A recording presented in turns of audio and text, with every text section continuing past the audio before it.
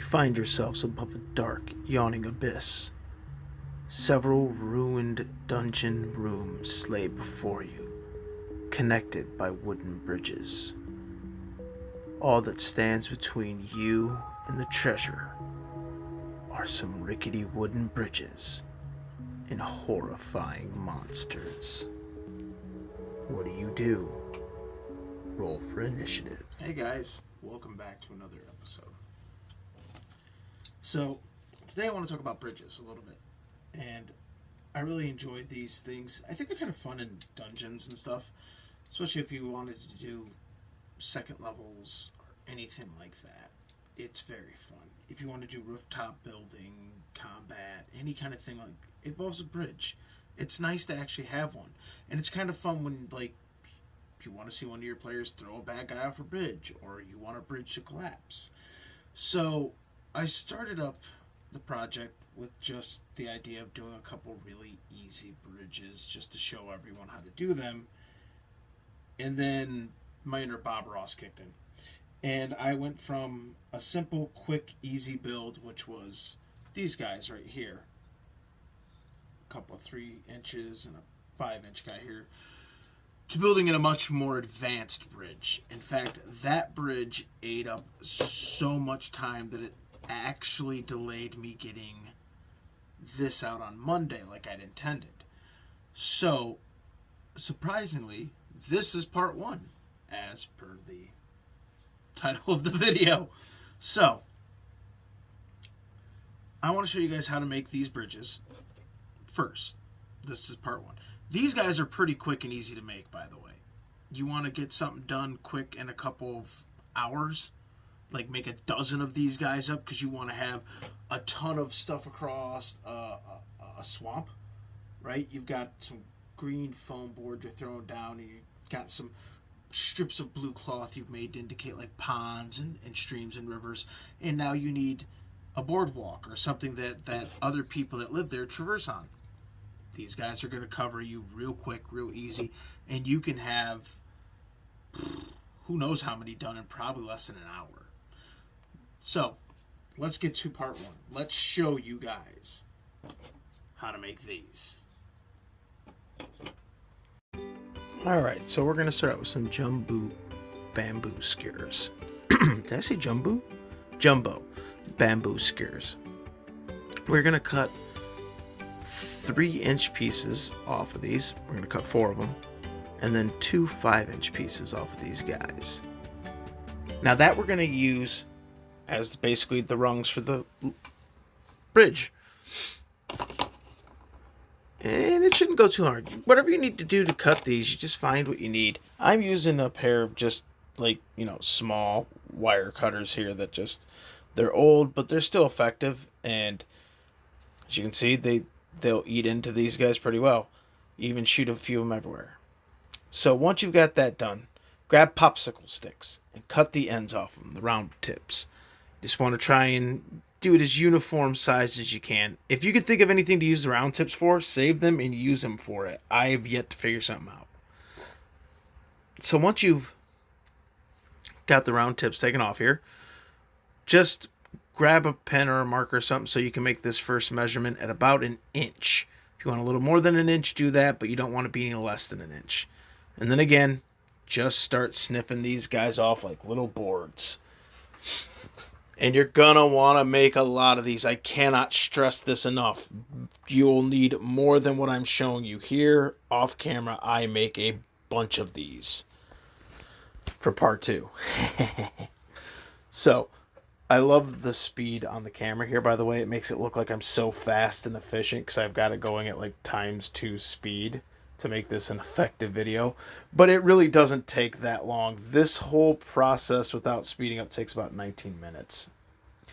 So once you've got these guys cut, gently and carefully score these guys and then bevel off those square, rounded, cornered edges. You want to kind of make this look weathered and worn down.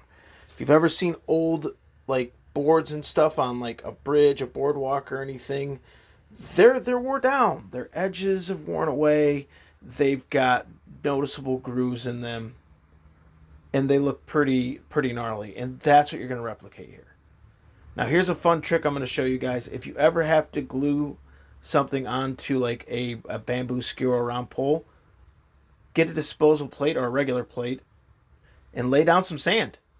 And then just put the dowel rods or the bamboo skewers or whatever you're using into the sand. By the way, that trick you used with the wood planks, use those on your bamboo skewers. Okay? So I'm just taking a piece of cardboard here and making sure that they're relatively level. And then I'm going to grab a thing of super glue. In this case, I think I have crazy glue. And I'm just going to dab on to the dowel rod. I desperately here in my ADHD ways want to put that glue onto the popsicle stick and then stick it there, but don't. It's easier if you just set it on the rod or the bamboo skewer or whatever you're using. Because you can use dowel rods, by the way. Just set it there and then drop the toothpick down. My fat hand's in the way. I apologize. I should have used like tweezers or something here. Again, the learning curve on making the videos has been one, and I am trying. I apologize for rambling. Anyway, here we go. So as you can see, I'm just applying this stuff. Doop, doop, doop, doop, doop. Just adding it on, and then roughly a 1/4 of an inch gap. Roughly. It can be anywhere between a 1/4 to a 1/2 inch. I try to go with a 1/4 inch gap because the width of the popsicle stick, usually with 2 of them in a 1/4 inch gap, you end up with about a 1 inch space. So it's an invisible grid. Huh? Bet you didn't think of that. Well, neither did I when I was originally doing it. I didn't notice it till a player pointed it out. So you learn new things from your players all the time, and it's awesome. So as you're doing this, be careful. If it sticks to your fingers, it's gonna suck. Not because, oh no, super glue, your fingers won't come apart. No. It's gonna ruin the project. Your finger's gonna stick to the project, and then you have to like hope that you start to sweat a little bit so that your fingers will release from the glue in the project and not like wreck all of your hard work. And I know you're like, it's like a couple of minutes worth of work. It's not a ton of hard work. It's still annoying to lose that progress. So as you can see, I am just going to right now try to make a couple more of these guys. Reality is crazy glue and other things, it only takes a few seconds for it to harden. And you probably won't want to do like I'm doing here, which is dropping this down one at a time. You could probably set all of your rods down or bamboo skewers down at once onto the plate and do this. I was just an idiot. So it's at this moment I realized I was using crazy glue, like, oh look, hey, I can move this. Look. So yeah, get yours laid down first. Don't be a fool like me. Anyway, so again, same process. We're going to just dab that super glue on and make the 3 inch and the 5 inch.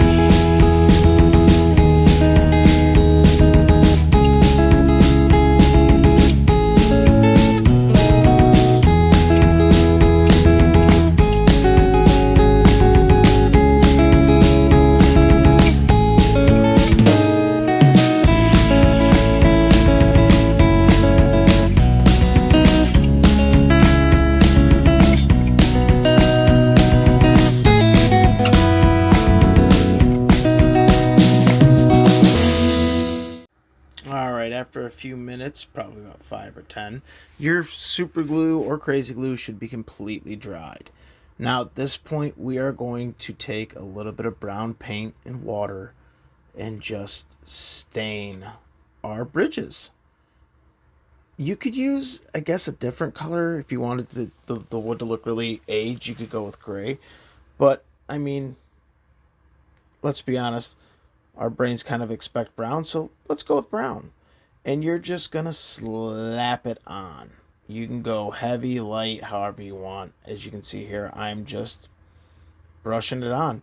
You could go for 1 coat or 2 coat. It depends on how you feel. I think I went for 2 coats before I went for dry brushing over top of everything. And again, I went for 2 coats because I knew the dry brushing would mellow the colors some. But if you don't want the colors to be mellowed, if you want it to be bright and vibrant colors, don't have the dry brushing. In fact, use less water. Use a little bit more brown paint, a little less water. I used a very, very watered down paint. This was just probably a few splashes of water short of being a wash. But don't worry about it. You're just going to sit there and get it on. I had like a little bit of sand stuck there from being a little too zealous with the crazy glue. And like I just showed, it's a quick pop off. And it doesn't actually affect anything. It doesn't stop the paint from sticking or anything. In fact, one of the cool things about using the popsicle sticks here, and I'm going to be really honest, is that they kind of absorb the moisture, the water, and the paint, everything. Just kind of soak it up like a sponge, which can work to your advantage or disadvantage depending on how much scoring you've done to the popsicle sticks. If you've done a lot of really heavy, deep ones, it'll soak up and it'll swell a little bit, surprisingly, especially if you give it more than just a few minutes to dry. If you put a fan on it, when you're drying it, by the way, it will help reduce that swelling. But if you want the boards to swell up a little bit, look like they're water damaged, just keep brushing on these really watered down things, and the bamboo sticks, the popsicle sticks, everything will absorb that water and soak itself up and the color from the paint. So it's a really weird, cool process when it happens. And like I said, I'm just going to town here, as you can see. I really can't stress it enough. Like, just get in there with a sloppy, long, bristled brush and just slop this on. If you don't want to do this part, I guess you could skip it and go straight to dry brushing, at which point I would recommend a gray dry brushing for the weathering effect. Here we're going to use an antique white instead of gray for our dry brushing and weathering effect because we did do a stain.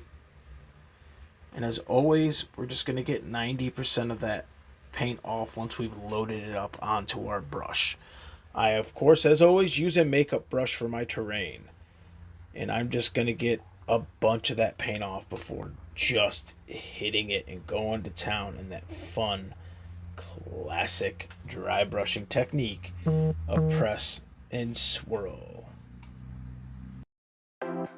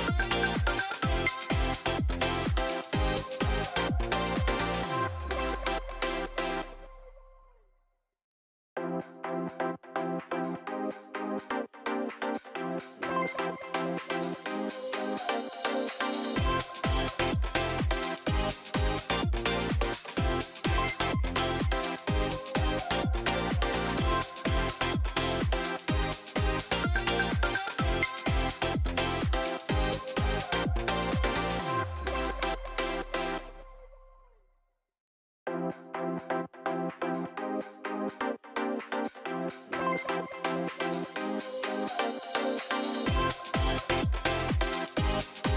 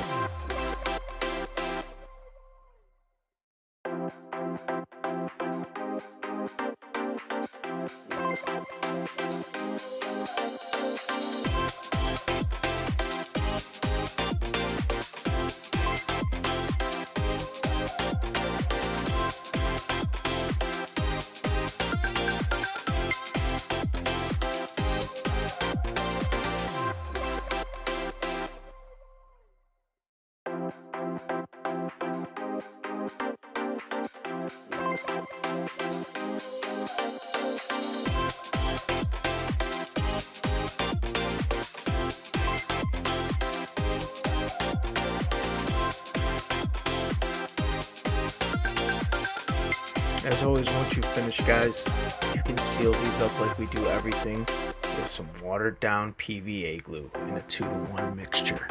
As always, it dries clear, so you don't have to worry about it muddling any colors. And you don't have to hit the bottoms when dry brushing, but let's be fair, you've done carving on the wood and everything, you do want your details in order to show.